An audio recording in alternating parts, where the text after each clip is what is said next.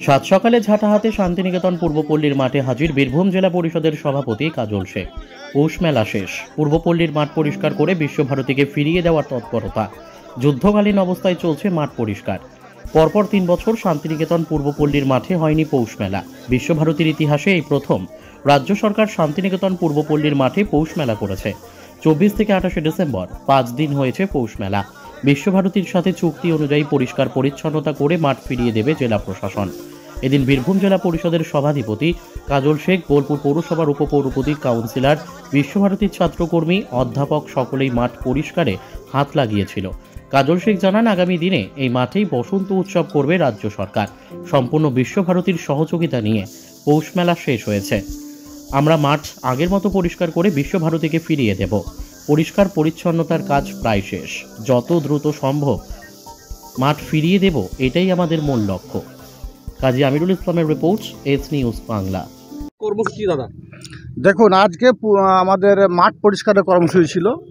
এখানে রবীন্দ্র সংস্কৃতির সঙ্গে যা যুক্ত, বিশ্বভারতী অধ্যাপকদের শুরু করে অধ্যাপিকা, আবাসিক থেকে শুরু করে প্রাক্তনী এবং সর্বোপরি বোলপুর মিউনিসিপ্যালিটির ভাইস চেয়ারম্যান থেকে শুরু করে বোলপুর মিউনিসিপ্যালিটির প্রত্যেকটি কাউন্সিলর সহ যারা রবীন্দ্র সংস্কৃতির সঙ্গে যুক্ত, রবীন্দ্রপ্রেমী মানুষ যারা আছে, যাদের দীর্ঘদিনের দাবি ছিল এই পূর্বপল্লী মাঠেই মেলাটা হোক, তারা সকলেই মিলিতভাবে কাঁধে কাঁধ মিলিয়ে আজকে মাঠ পরিষ্কারের জন্য নেমেছে।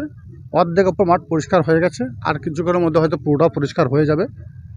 যেটা বিশ্বভারতীর ইতিহাসে আমার মনে হয় এটাই প্রথম। এর বিগত দিনে যদিও যুগ যুগ ধরে এই মেলাটা হয়ে আসছে, কোনো দিন এই 5-6 দিনের মাথায় মাঠ পরিষ্কার হয়েছে বলে আমার মনে হয় না। সুতরাং রাজ্য সরকার যে উদ্যোগ নিয়েছে, সোনার বাংলা মুখ্যমন্ত্রী মমতা বন্দ্যোপাধ্যায় ঐকান্তিক প্রচেষ্টায় এবং উদ্যোগে আমরা যারা রবীন্দ্র সংস্কৃতির সঙ্গে যুক্ত আছি, রবীন্দ্রপ্রেমী যারা আছি, তারা সকলের যে ইচ্ছা ছিল যে এই মাঠে মেলাটা হোক, মেলাটা তিনি করার অনুমতি দিয়েছেন এবং তিনি এই মেলাটা শুভ উদ্বোধন করেছিলেন। এবং তিনি কথা দিয়েছিলেন যে 5 দিন পর মেলা শেষ হয়ে যাবে, তারপর 48 ঘন্টার মধ্যে মাঠ পরিষ্কার করে বিশ্বভারতী কর্তৃপক্ষ হাতে তুলে দেওয়া হবে।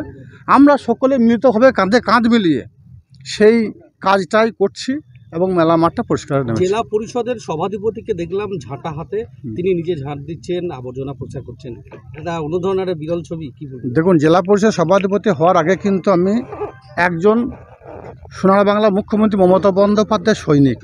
এখানে যারা আছে তারা প্রত্যেককেই মমতা বন্দ্যোপাধ্যায়ের সৈনিক। তাই আমরা সকলে মিলিতভাবে কাঁধে কাঁধ মিলিয়ে মমতা বন্দ্যোপাধ্যায় যে ওয়াদা করেছেন, তিনি যে কথাটা বলেছেন যে এটা করতে হবে, সেটাই আমরা করছি। তার চলার পথকে অনুসরণ করে যেহেতু আমরা চলি, তাই তার কথা রাখতে আমরা সকলে মিলিতভাবে কাঁধে কাঁধ মিলিয়ে মিউনিসিপ্যালিটির চেয়ারম্যান থেকে ভাইস চেয়ারম্যান থেকে শুরু করে কাউন্সিলর থেকে শুরু করে প্রাক্তনী, আবাসিক, বিশ্বভারতী অধ্যাপক, অধ্যাপিকা, আরও রবীন্দ্র সংস্কৃতি যুক্ত সকলে মিলিতভাবে আমরা মাঠটা পরিষ্কার জন্য নেমেছি। কোন লক্ষ্যে এগিয়ে যাচ্ছে? লক্ষ্য এটাই, মাঠ পরিষ্কার করে বিশ্বভারতী কর্তৃপক্ষ হাতে মাঠটা তুলে দেওয়া, যেটা আমাদের সঙ্গে একটা এগ্রিমেন্ট ছিল যে 5 দিনের মধ্যে মেলাটা বন্ধ করে 48 ঘন্টার মধ্যে মাঠটা পরিষ্কার করে বিশ্বভারতী কর্তৃপক্ষ তুলে দেওয়া। সেটাই আমরা সেই কাজটাই করছি। কবে মাঠ ফিরিয়ে দেওয়া হবে বিশ্বভারতী? মাঠটা আজকের মধ্যে যদি আমরা পরিষ্কার করতে পারি, দেখতে পাচ্ছি মাঠটা অনেক বড় মাঠ এবং ইলেকট্রিক নাগরদোলা, যেগুলো যন্ত্রাংশ 1-2 দিনের মধ্যে খোলা যায় না, সেটার সময় সাপেক্ষ ব্যাপার আছে। আমরা পুরো মাঠটা ক্লিয়ার করে পরিষ্কার পরিচ্ছন্ন করে আগের যে মাঠ ছিল তার থেকে আরও ভালো অবস্থায় ফিরে দিতে চাইছি বিশ্বভারতী কর্তৃপক্ষকে, যেন আগামী দিনে এই মাঠে আবার আমরা শুধু পৌষ মেলা নয়, আমরা যেন বসন্ত উৎসবটা করতে পারি, সেই লক্ষ্য নিয়ে আমরা এগিয়ে চলেছি। এবং সোনার বাংলা মুখ্যমন্ত্রীকে আপনাদের মাধ্যম দিয়ে আমরা আবেদন রাখবো, রবীন্দ্র সংস্কৃতির সঙ্গে যুক্ত যারা আছে সকলে মিলিতভাবে এই মাঠে যেন আমরা দোল উৎসবটা বা বসন্ত উৎসবটা আমরা যেন করতে পারি। বসন্ত উৎসব কি এই পূর্বপল্লী মাঠে কি করা হবে?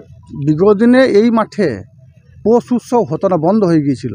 আমাদের এরিয়ার মানুষের দীর্ঘদিনের দাবি ছিল, যারা ব্যবসায়ী থেকে শুরু করে যারা ক্ষুদ্র ক্ষুদ্র ব্যবসায়ী, হোটেল ব্যবসায়ী, অর্থনৈতিকভাবে বিপর্যস্ত হয়ে পড়েছিল বোলপুর সংলগ্ন এরিয়ার মানুষ, তার সকলের দাবি ছিল। সেই দাবিকে সোনার বাংলা মুখ্যমন্ত্রী মমতা বন্দ্যোপাধ্যায় পূরণ করেছেন। আবার আমরা দাবি তুলছি এই মাঠেই, এখানেই বসন্ত উৎসব হোক। আমাদের আশা, আমাদের ভরসা, তিনি আমাদের দাবিকে পূরণ করার পথে এগিয়ে যাবেন এবং তিনি আবার আমাদেরকে এই মাঠেই দোল উৎসব করার জন্য হয়তো বিশ্বভারতী কর্তৃপক্ষের সঙ্গে কথা বলে আমাদের দোল উৎসব করার জন্য এই মাঠটা দেবেন। আমরা দোল উৎসব এই মাঠেই করবো, সকলে জাতি ধর্ম মিলে মিলিতভাবে এই মাঠে আমরা আবার মিলিত হবো দোল উৎসবে, বসন্ত উৎসবে। দাদা, একটা জিনিস দেখলাম যে মেলার মাঠ পরিষ্কারের সময় দেখছি যে প্রচুর প্লাস্টিক মুক্ত মেলা করার পরিকল্পনা কি আগামী দিনে থাকবে? দেখুন, প্লাস্টিক মুক্ত যতদিন মেলা চলে ততদিন প্লাস্টিক ছিল না। আমরা প্রতিনিয়ত মেলা প্রদক্ষিণ করেছি। আমরা বলতে আমাদের যারা সঙ্গে যারা আছে, কাউন্সিলর থেকে শুরু করে আরও যারা ভলেন্টিয়ার ছিল, প্রশাসন, বীরভূম জেলা প্রশাসন ছিল, সকলে মিলিত ঘুরেছি। সে কোনদিন ছিল না, যেহেতু তারা মাঠ ছেড়ে চলে গেছে। যারা বিক্রেতা, স্টল ব্যবসায়ী যারা ছিল, 1200 ওপর স্টল ছিল, সুতরাং বিক্রয়ের পর তাদের কাছে যে প্লাস্টিকগুলো ছিল সেগুলো তারা ফেলে চলে গেছে। সেগুলোকে আমরা সকলে মিলিতভাবে এক জায়গা করে, পৌরসভার ট্র্যাক্টর এসছে, আরও বাড়তি ট্র্যাক্টর আছে, সেই ট্র্যাক্টরে করে নির্দিষ্ট জায়গায় ফেলছি যেন এগুলো দুবার ইউজ না হয়। কত কর্মী নিয়ে আজকে সাফাই? এখন পর্যন্ত আমাদের 400 কর্মী আছে। আরও হয়তো বিকালের মধ্যে আরও কিছু কর্মী যোগ হবে। পৌরসভা কর্মী আছে, বিশ্বভারতী কর্মী আছে। তাছাড়া আমার সবথেকে বড় কথা হচ্ছে আমাদের কাউন্সিলর আছে। আমাদের বড় ব্যাপার হচ্ছে আমাদের বিশ্বভারতীর যারা অধ্যাপক অধ্যাপিকার আছে, আমাদের বড় ভারতী বিশ্বভারতী আবাসিক থেকে শুরু করে প্যাক্টরি শুরু করে ছাত্রছাত্রী সকলে মিলিতভাবে করছে। এটা আমাদের সবথেকে বড় চাওয়া বা বড় পাওনা। ঠিক আছে।